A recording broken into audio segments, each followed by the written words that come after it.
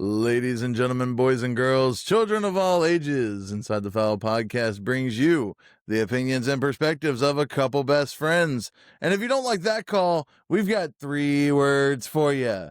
You're out of here.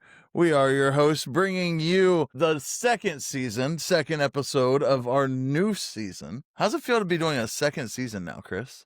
Feels like it came faster than I was expecting. But we have a lot of seasons coming up. Listen, it only gets better from here. Yeah. Coming to a ballpark near you. Yeah, maybe with the person that's our guest today.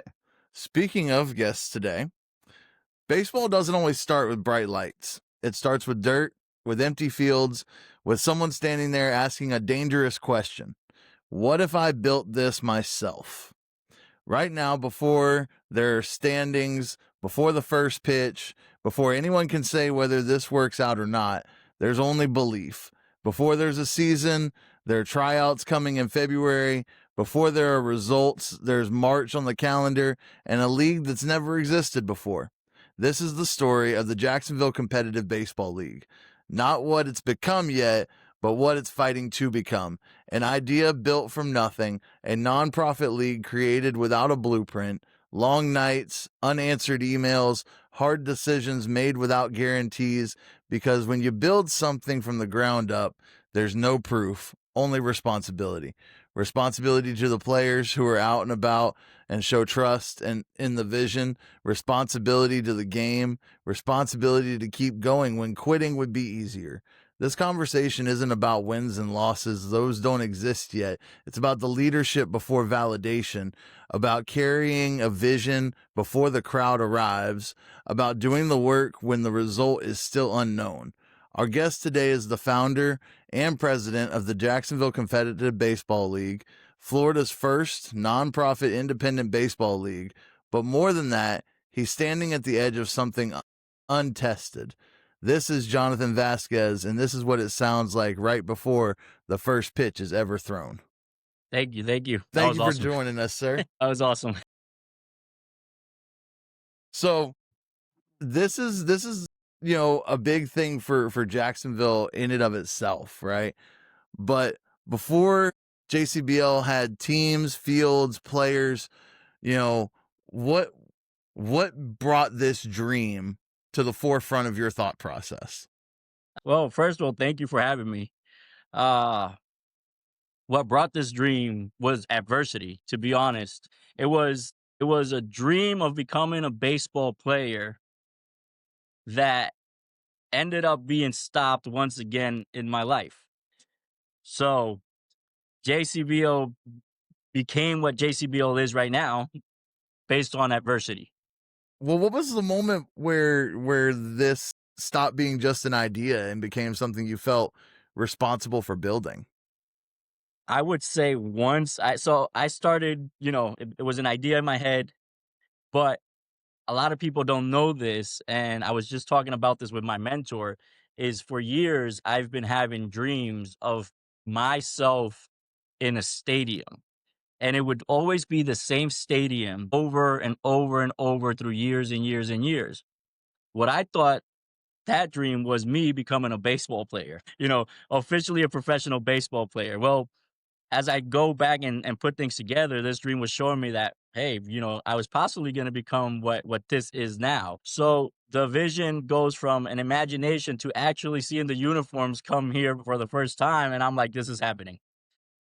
As a youth baseball coach, one thing we've always struggled with is teaching proper hand control on the bat. Kids letting go with one hand, hands rolling over during the swing. But now we found a great training tool, the 9-strap.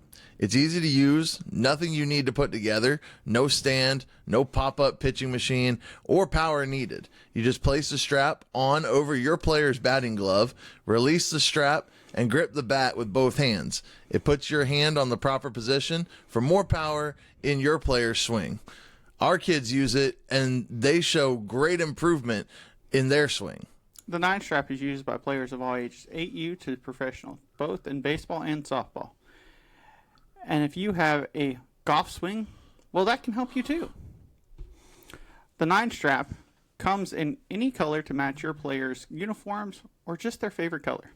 Just go to 9strap.com, check out their great products and demonstrating videos.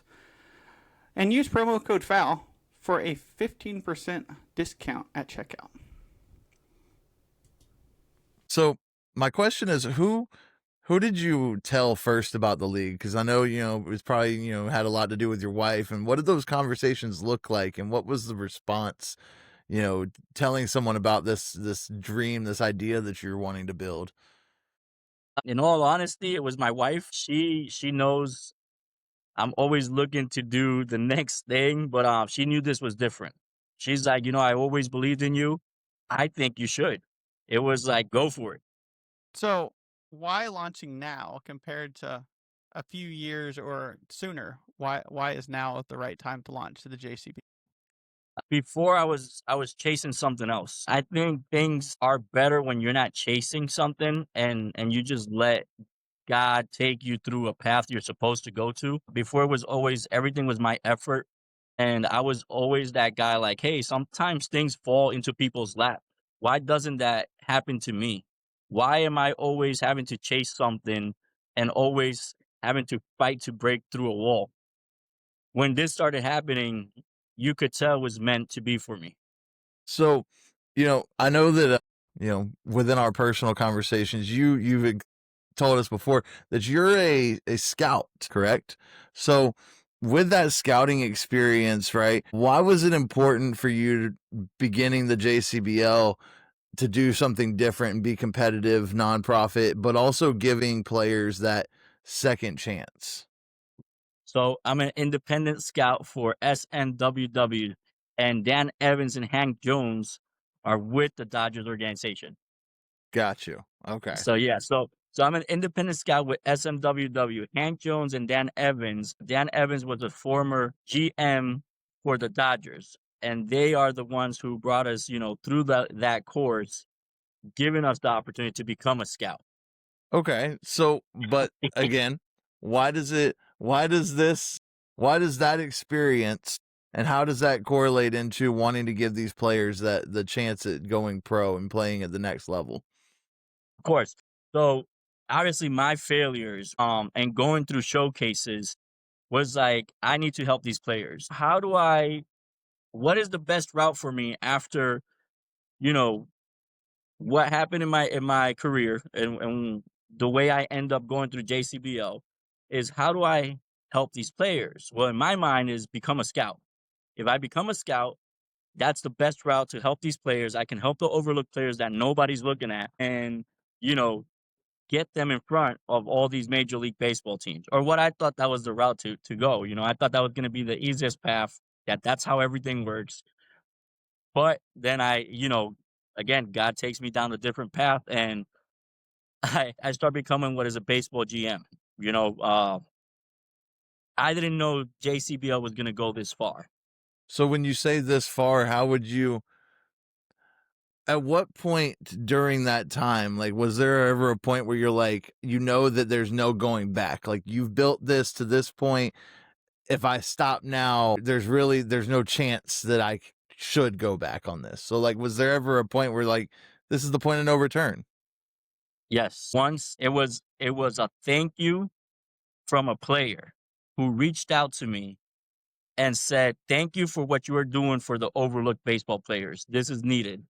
And at that moment, I turned to my wife and I'm like, "There's no going back. I cannot go back for this because there's players reaching out to me, but that specific one, that first message made me realize there is a need out there, and for that one person, I cannot go back." So, and personally, from following you, you do a lot of work with these players, even individually, helping them build, their scouting videos and their scouting profile. There's not a lot of people out there that are really contributing like that. So, what would you say going into especially the tryouts in February? What are you looking for? So we're looking for players that might have been missed, one, but players that have possibly gone through adversity, that the skills are there.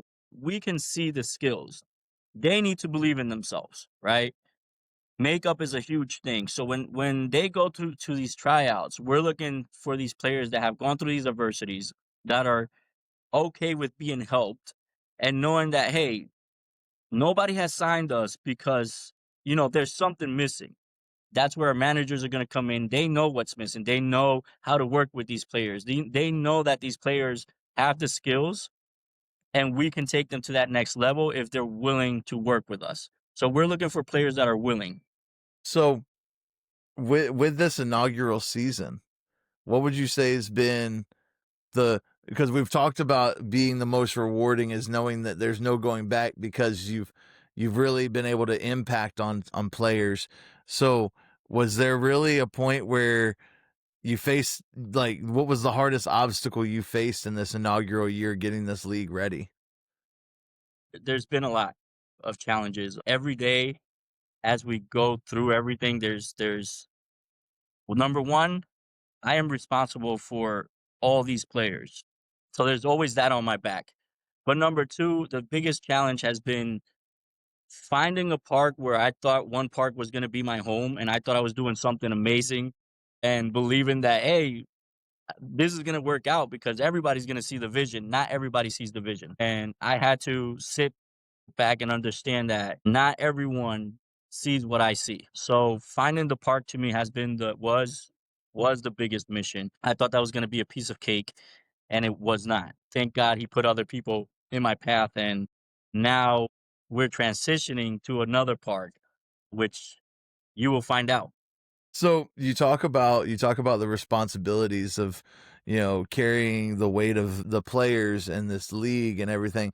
How heavy does it feel carrying something that one doesn't exist, but is already depending on you in such a way that, it's a lot rests on your shoulder when it comes to, you still got tryouts to have and the field and the players. Like, what does that weight mean? And is it litigated by the drive for this league? There's definitely a lot of weight. Like I said, every day there's a new challenge. When you put a weight down and you think you're done with that, there's a heavier weight coming on you. This is what I'll say. Sometimes people think this is just, oh, get a park, get the umpires, get the players, you're done. No. So as I put a weight down, the next weight is heavier and the next weight is heavier. But I've been a person who's always gone through adversity. And as you know, I have diabetes. Diabetes was a challenge in my life, and I had to get through that. So I've always been a person to get back up. My mentor told me one very important thing. Right now, you're going through turbulence. And what you do when you go through turbulence is you put that plane in autopilot because you know and you already knew turbulence was going to come. So your job is just ride it, go through it, and get out of that turbulence. What did this process teach you about patience that baseball never really did? I'm still learning, to be honest, that just because you think you have something good doesn't mean you're gonna get your way. It's just not gonna happen that way. And I think that fits through all the baseball players, right? And just because you have the tools and you go to a showcase, you're not gonna get signed because that showcase is looking for something else. Everybody sees something that everybody's looking at differently, and that's what it's taught me.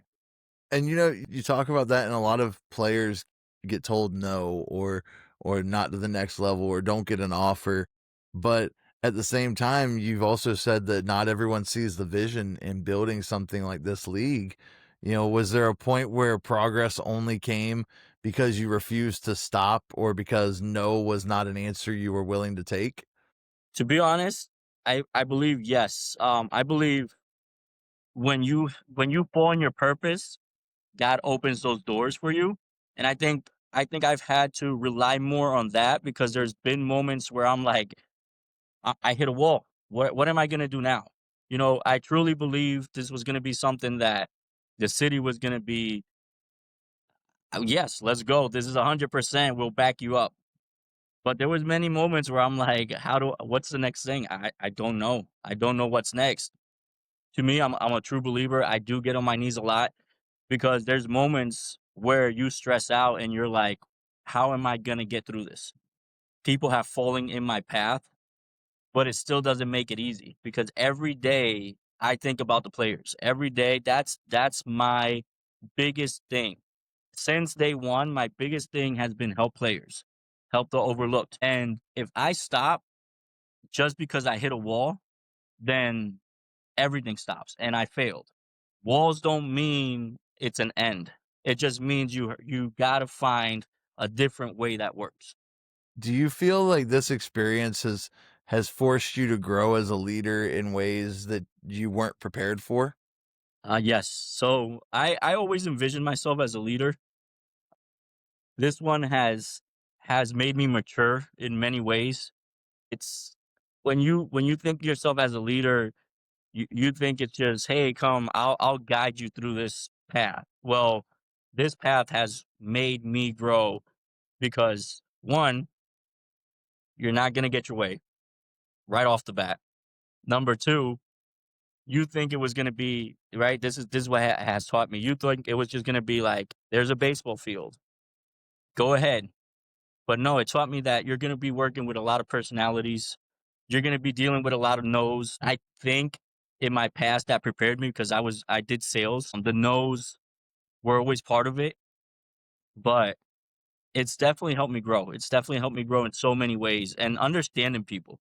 Uh, you're gonna get no's, and it's okay. You don't know why that person's telling you no. You have to accept it. Move on. Keep failing forward. I like that.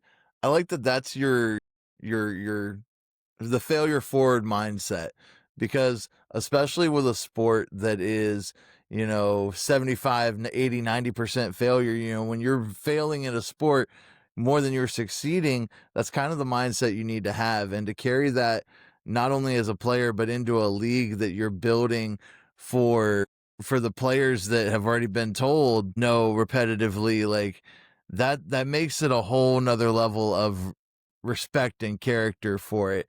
And I feel like players knowing that from their leadership level is a big deal, and that's a big vote of confidence from your players. And so knowing that this might be someone's last shot or their second chance, how does that responsibility shape your decisions for this league? A lot. It starts from finding the right managers, right? To help these guys understand that this might be it for you. It doesn't mean it stops there. Baseball is there's so many opportunities. I mean, look at me. I was that guy. I was one of them. I was one of those guys chasing a dream because it was taken away from me at an early age. Where I come from, if you don't make the MLB draft, there's nothing else. I found this other world of MLB partner leagues such as Pioneer, American Association, Frontier leagues. I found them over here at a late age. I didn't know that existed. I didn't know you could go to a showcase. But there will be a moment where you have to think about your path. And am I going to become a coach?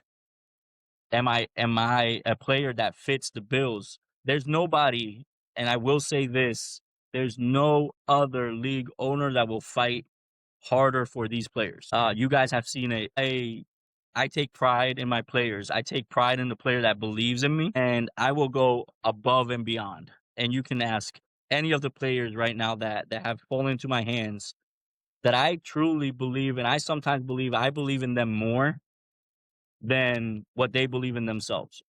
So you bring up the manager part. Let's talk about how you picked each manager and what qualities they bring to each team. So let's go to Mike Samuels. That one's been interesting. Mike Samuels comes to me through Luis Lopez. The thing is, I get so busy. Mike Samuel has been waiting for a phone call for the past 3 weeks or more. And here I am going around all other things and not picking up the phone to give a phone call to Mike Samuels, not knowing that Mike Samuels was going to be a blessing, not knowing that he had this much passion and that he believed in me more than I believed in myself. So, example of how I believe in some of the other players more than they believe in themselves. Mike Samuels, when we pick up when we go into a phone call, Mike Samuels, the first thing he tells me after he hears what I'm doing is you're doing something not only great for the players, but you're doing something great for us, the older generation who still believes in a vision like you. So that conversation changed everything because that was my first manager right there. My second manager, as we're going along, and he's falling into my arms because of my mentor. My mentor says, "Hey, you should reach out to this person." I reach out, and I believe I say he's gonna be my manager because we've already built up so much. It's Gilbert Rondon. Yesterday we had a conversation and he's like, "Why do you think I'm doing everything? I'm in." So Gilbert Rondon falls into my arms because of a good friend of his, which is my mentor. And the baseball knowledge that this guy brings as a pitching coach, as a pitcher himself, he played for the Houston Astros, and just the person he um, is you got to understand him. But this guy is full of knowledge. Guys like this mean something for the league. Guys like this open the door for baseball in so many ways. Mike Samuels, goes back to the Cincinnati Reds, knows a lot of big names. Gilbert Rondon, look him up, knows a lot of big names, has done a lot for the game. That is something alone for these players to respect. Man, I think that's going to be that alone speaks volumes of the fact that this caliber of coaches and managers, want to see these same players succeed. So with that being said, right? So you've kind of built a decent core for your coaching and everything. What do the tryouts look like right now? Like what is the I know we've had our talks in and of itself, but you talk about this league being bigger than what you've expected. Is that the same case for your tryouts right now? It is.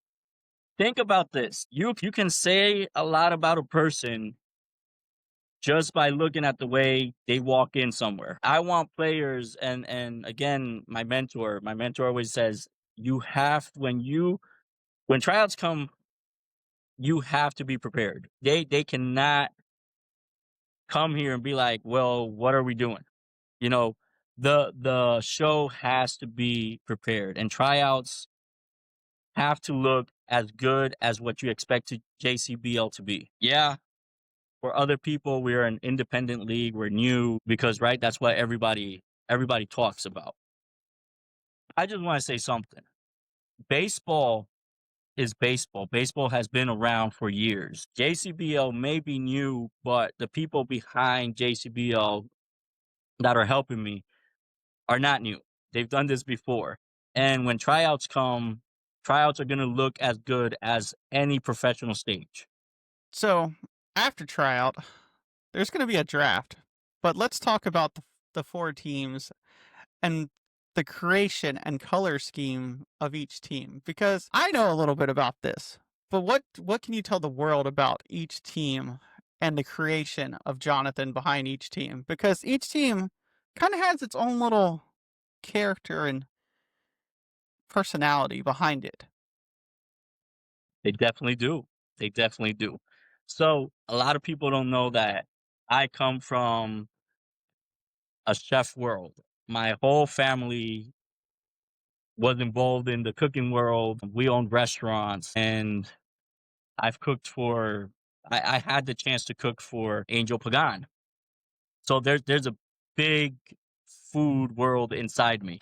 With that said, there's also the baseball love inside me, and as I've gone through stadiums, there's always these certain foods that stand out that make a ballpark. To me was, how do these names come to life for the youth to be involved? I'm thinking about the kids. The players are going to make these names better, but it's all about the kids.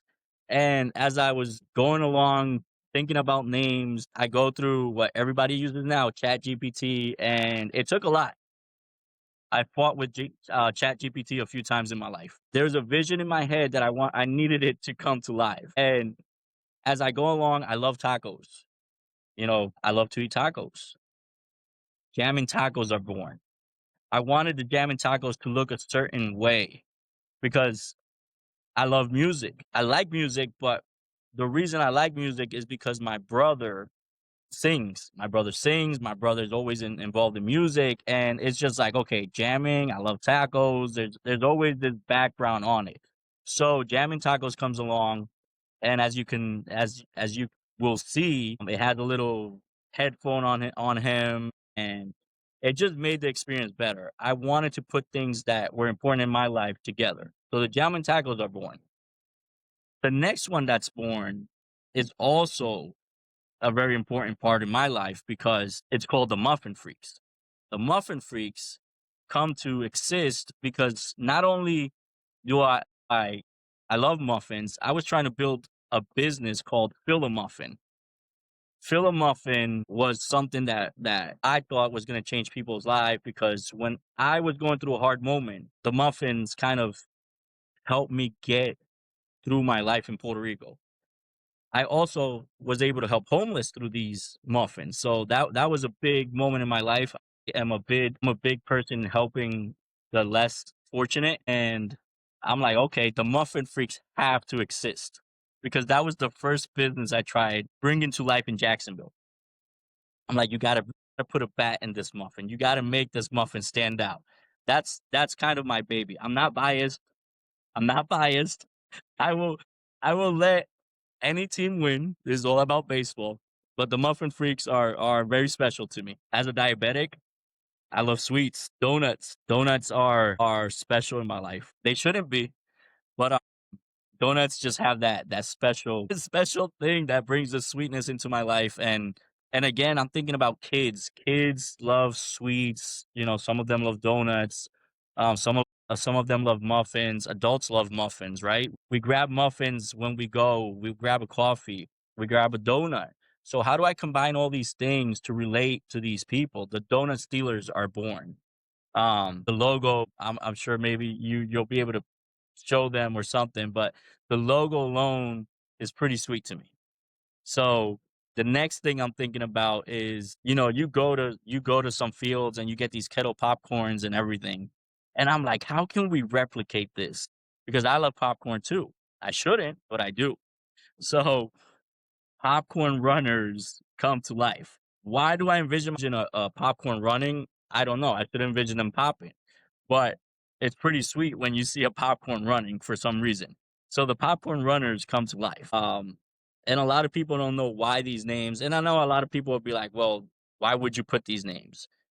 Why wouldn't you? Why wouldn't you bring serious baseball, but also think about the fans? If I don't get the fans involved, I have failed. To me, baseball without fans is just men getting together. Not creating an experience for the youth is failure because it's all about the next generation. And that's how these names came to exist. So I don't know how to, if I can cut this out if we need to, but there's four other teams in the wake. Okay, there's four other teams hidden in the background. Is there an expansion later down the road for JCBL? Because there's some cool teams that kind of aren't getting shadowed. So is there an expansion in the future? There is. There is. The vision is not just Jacksonville. The vision is Orlando. The vision is Tampa, West Palm Beach, Miami. The vision is to grow this into more than just independent baseball. As you said, there's four other teams. They're very interesting. I can mention it right now. There's the Pizza Slappers. Grew up in New York. I love pizza. There's the Corn Dog Crushers. You know, there's two other teams that I personally am not gonna lie because I've been so focused on my other stuff that you can mention them if you can because I don't remember that much of the other teams. The Pizza Slappers, Corn Dog Crushers. Go ahead. Do you know them? I'm trying to remember the other two. The crab crackers. Crab crackers, yep. Yes. How And could I then- forget that when I love seafood boil? And then the other one is What is the? oh God, this is horrible. I should know this. Come on, you know it. Well, I mean, I'm gonna have to think on it. Listen, they're all Listen, we've been important names. focusing a lot on the main four getting ready. Yes, yes, and the funny thing is these names were I will important say, too because with there was a debate. There was a debate which team should cross for Jacksonville and stay in Jacksonville, or it wasn't an easy choice. But they're all good names. They all have a baseball background. And the uniforms are going to be cool. That's another thing because Chris, as you know, and I don't know if you had a next follow up question with this. As you know, there's been a lot of changes with the uniforms. Well, I was going to bring up, how has the jersey process gone for you? Because to the listeners, there's a lot of jersey designs that Jonathan works on. I feel like I've seen like maybe 7 to 8 different variants of each jersey. So how Yeah. has that process gone through the So here's the thing. There's always the first draft. When you do a drawing, there's always a first draft. You think, that's gonna be the final draft. No, it's not. Especially with me. I always think things can be a little better. But the thing is, the first draft will always be the creation of everything. And that's why you've seen so many different designs. The thing is, and I don't know if you have a follow-up question to this, there was a trip that made me see things differently. And that trip actually took JCBL to a whole different evolution of to what it is now. That trip made me see things differently. I spoke to a lot of people and it just changed what JCBL has became. so about that trip, okay? Because you did go over and watch opening night of Baseball United. How did that trip change what you were building with JCBL and the look of it? Of course, I went over to Dubai. I got to experience Baseball United. And as you know, Cash is the president there and there's other people involved in that. But the vision is kind of the same. He wants to help international baseball. He wants to grow international baseball. I want to I want to bring international players together, and I want to help the overlooked. The thing is, that took a lot of planning. That took a lot of vision. That took a lot of failure and growth. And as I went through that experience and I saw all these this is a vision growing and it will continue to grow. And I put myself in those shoes and I'm like, wow, if in the desert you can build something so great, I'm building as Ethan said, I'm building something from nothing. And if you can do that in the desert, I can do it here also as great. It will take a team. It will take a lot of people believing in me behind me and everything. But I was like, I can do this with JCBL. So my question is, you've seen such growth and success from something that even you have said you've heard a lot of no's. Does this change or redefine what success is for you in life? Or like, how does this change your perspective on that? Yes and no. No's get you to the right place. You have to have no's because we as humans believe we know exactly the path that's going to lead us to success. And it's not going to look like anything that you envision. Somebody asked me through a sit down, well, do you have a 5-year plan written down? And I told him, sir, with all your respect, 5-year plans do not work out exactly how you envision them. I thought I had it all figured out. I thought everything was going to work at a certain pace, and everything worked out faster than what I thought. So my 5-year plan meant nothing.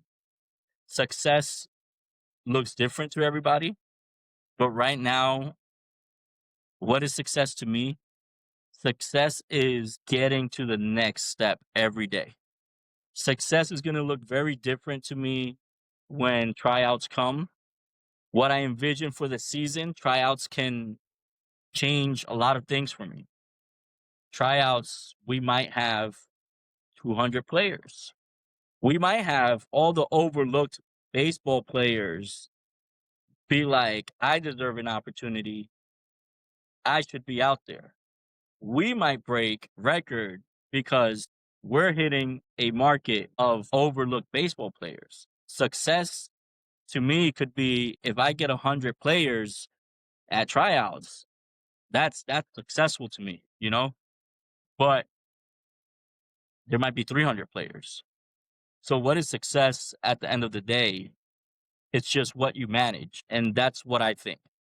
I like the way you summed that up because it kind of brings me into something else that I wanted to ask. So when it comes to starting this league, I know everyone, even someone who has the idea has doubts, but for someone listening who's scared to start something from nothing, what does this inaugural year for you, what does it prove? It proves that it doesn't take somebody special to do this. It takes somebody willing. Again, I believe in God, and I'm sorry I'm going to bring this up. God never took anybody that was or that thought was going to take over the world. It was always the person that was like, how am I supposed to do this? I'm that person. I'm that guy. I'm that part that somebody will see themselves through me and be like, well, I never did this because I wasn't prepared. You will never be prepared. I was never prepared. I was never prepared or ever in my life thought that I was going to go to Dubai. I never thought that a passport would come to me in the way it did, as fast as it did, especially going through a shutdown. When things are meant to be for you, keep going.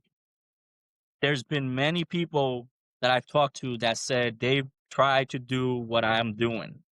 They never got as far as I did. You're crazy. Do you think about giving up? Somebody brought that up to me. And I said, I'm not giving up. I'm not giving up. I will go all the way to the end. And I will get beat up, and I will continue to get beat up, and I will continue to get beat up, but I will not give up because there's people dependent on me. And if this season has to be ran in any park, and I have to make it happen so people believe that I am serious about what we're doing, because I will get one, even if it's just one player, because I believe in them signed. What I have to say to these people is keep going. Success, plans, it doesn't matter. If you believe in what you're going to do, just do it. The path will open. God will line things. Will you get stressed? Yes. Will you think you're crazy? Yes. I go to my wife and I ask her, "Do you think I'm crazy? Do you think I should give up? Do you think I'm beyond of things that I should be doing?" Of course. Those thoughts are going to come. I'm not going to lie. You can't paint the perfect world. We're not perfect. There's a lot of people expecting me to fail. Right now there's people expecting me to fail, and that's okay. We're not all meant to be great, but do not give up because you will get better. And that's all that matters.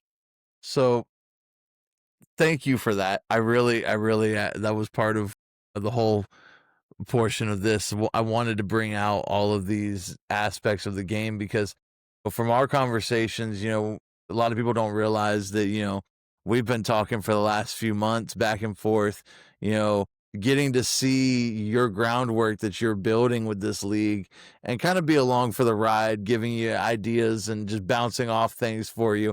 We're really not helping as much as we think we are, but it's been so much fun, and to see it and to be able to bring this story to this platform, we're excited going into this season. And I can't wait to see what this comes into. But my question going into it is, do we have fields yet? I know we have the practice fields. Can we talk about some of the fields where they'll be playing, things like that? So they again, I thought a city was going to back me up and would see the vision that this was not only about JCBL, that this was about the youth, that Jacksonville needed more attention. It needed more scouts to come out here. I've sat down with MLB agents that live here that agree with me. Jacksonville needs more scouts out here. And I thought I was going to get everything. I thought I was going to get the perfect stadium and everything. Here comes along, and I'll mention Arrow's baseball program. And there was a stadium I wanted, and it didn't happen. But for some reason, God brought me to that park, and I ended up meeting the guy who runs the program for Arrows baseball. The thing is, he runs a youth ministry, and I could have answered this short to you, but there's so much, you know, there's so much parts that go along to this that people just think that Jonathan woke up one day and just put everything together. It has not been this easy. It has not. It's been a fight every day. It's been me believing in the dream. And here comes this guy who talks to me and says, hey, they might not give you the park at all. I haven't had that success, but I am willing to talk with you and lease you our park, or you can come and try to do the season over here if you're willing to use it. And here goes Jonathan and here goes ego sometimes. And I made a post about this because sometimes we want what we want. But as I dive deeper, these guys have done a fabulous job in this park. It's Greenland Park. I had to go beyond what I thought was my vision and drop the ego, drop everything, and saw like, hey, this works out perfectly. Not only does it work out because of what we can do and the access he has given us to this field, but because there's youth behind us. There will be youth here throughout the week. And we talk about overlooked baseball players. We talk about adversity. We talk about youth understanding that, hey, you might not make it to the MLB.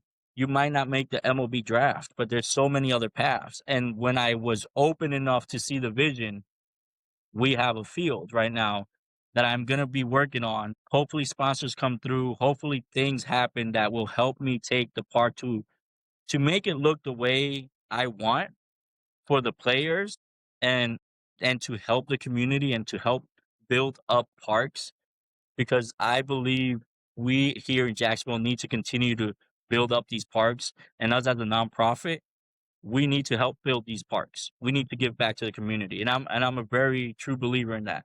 But as of right now, yes, we will be playing in Greenland Park. I believe is a great place to be. I believe it's very accessible, and the things we will be doing in this field, I believe is going to be great.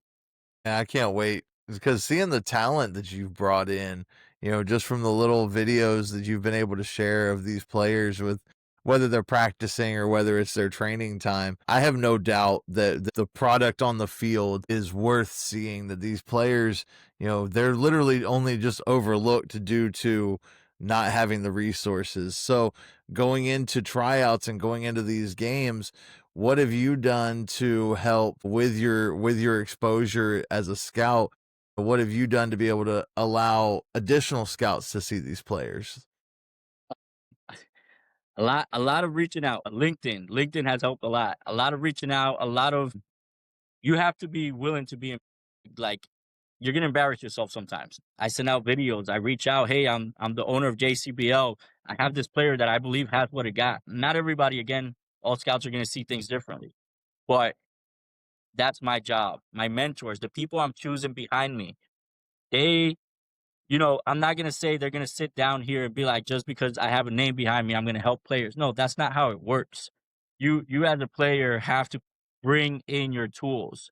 But my job as the league owner is to push as hard as I can for you guys. And that's my job, for the players. So my job is how many hands can I shake? How many scouts can I reach out to? Again, a lot of the scouts are gonna be like, this guy's crazy. But they heard about JCBL. Whether it's a good reaction, whether it's a bad reaction, it's a reaction. And eventually it will be a positive reaction. And that's my job. My job is that's why I took the SMWW course to become a scout, independent scout, because I'm not affiliated with anybody right now because I wouldn't have the time to do that. My job is to get the players exposed. My job is to do it better than anybody else. My job is to do it better than any other league that has existed because I don't care about the money. I care about my players. I care about the game. I care about growing the exposure for the city, for baseball, and for everybody who is involved. And when I mean that, it goes from the person who makes the baseball to you guys commentating about the players and helping me grow the game to the person who picks up the garbage in the park. We all matter. Scouts are part of the game to help players get signed, but everybody puts a part, and that's what I'm doing. So, with our conversations, I know as of right now, the goal is after tryouts, we'll have a 20 game season with an all-star game in the middle. And the reason I bring this up is because I recognize the jersey that you're wearing is one of the 2 all-star game jerseys that you've designed for the all-star game. Can we talk about that jersey? Because I really like this design and the way you've really brought homage to Jacksonville and Duval County. Yeah, of course. So, Jacksonville has bridges. Number one, football, Duval. I had to change it up a little bit because I didn't, want to take football away from copyrights or anything like that. But I thought about, you know, Jacksonville represents bridges. We have a few bridges that connect, different cities together and things. And I'm like, how can I bring that out? I really thought about connecting people with the city. And that's how this uniform was born. I'm like, how do you represent something as big as we can? And how do you do that? All-star game. Some people do not agree that I should, do an all-star game because, there's cost behind it and everything. But again, I truly believe that if we can bring this to light and we have a community backing us up, we can bring Jacksonville's name bigger. And through the All-Star game, we will be able to do that. So, I have a question for you. What is opening day, Jonathan, going to be like? What emotion are you going to have opening day? That's a tough question because again, I'm sure there's gonna be very, very different versions of me. There's gonna be the I have to stay together. I have to be put together. I have to make sure everything's running good. But then there's gonna be moments where I know, and especially me, I know there's gonna be an emotional moment because somebody's gonna say something to me or I'm gonna realize that wow, we made it to opening day. I'm gonna see all the players with their uniforms. I'm gonna see all the teams and everything we've been talking about together. I'm gonna see moments that are gonna go back to me that are gonna be saying like, remember people told you you're not gonna make this happen.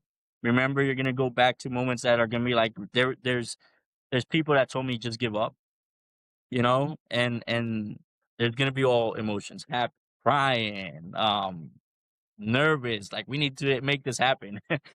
But I'm gonna be like, we're there, we made it. So, all I hear is avoid Jonathan anything talking that day except a head nod. Got it. No. Because I feel like I'm going to say something and then I might like get emotional because of all the conversations I've had. Well, okay, so Or should we drop the news what we're going to do to him opening day? well, he already knows. He knows, but so the plan is for opening day that Jonathan will join us during any inning he chooses of the game for just commentary and kind of just a reflection moment. But the goal is really to give him a moment to step back, look at the game, and see exactly what he has built on that inaugural day, because we know there will be emotion. We know there will be that reflection time, but to look at it from that perspective, to see it from that aspect, I think that that's going to be a very powerful moment for the founder of the league, but I'm excited just to be a part of that moment. Yeah, of course, of course. I'll give you guys an inning. I think it's gonna be great. It's all we need, just one. Yeah, I'll give you guys an inning because I know there's So, gonna be a few important people around also that I'm gonna have to cater to. Absolutely. We know that. So I want to touch on something that to the people that My phone's dying. I had it at, I promise you I promise you it was at 80%. We're just slowly killing it. It's okay. We'll be able to wrap up here soon. It's 5%. It might die faster than what we think. Not good. Understood. Are you able to get to a charger? I can if we can pause for a second. yeah. Yeah, absolutely. Okay. All right. So I want to touch on one thing that to the listeners and the JCBL fans out there. You bring up the community part. Is there any community nights planned and things we're going to do that they don't know about yet? Yes. Friday night, kids night. Kids night, we will be having a drip jersey. I don't see any of you wearing it. Or is somebody wearing it? It's I only showing me forgot half of it. it. It's on me. Oh, but Yeah, but yeah, no, it's he gonna forgot be it. it's gonna be drip night. The jerseys are gonna be a little kid fun drip for the players, and it's gonna be a good experience because the players like have to, like get involved with the kids, and we'll be looking for different things to do because again, what's a game without the youth seeing it and the fans involved. But we'll be doing that, and then throughout the week, we will also be having our managers and our players involved with doing a youth camp and just talking about the mental part of the game and adversity and anything we can to get them involved. To be honest, You ready for the tough one? This is probably the toughest question I've asked you all day. I'm ready. When people compare JCBL to past independent leagues, what do you hope they immediately notice is different? First, the owner. I want them to know that the owner definitely cares. I don't think any owner has built something. And I can't say that, but in my case, some people build a league to see how much money we're gonna make and how great this is gonna be. To me, is how great are we gonna make these players, and that's what I want them to realize. How great are these players gonna become?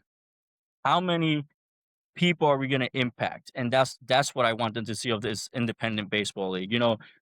And the people behind it. Like, wow, has any other independent baseball league been blessed with, a Mike Samuels, a Gilbert Rondon? These people care, and that's what I want them to think about is that we care.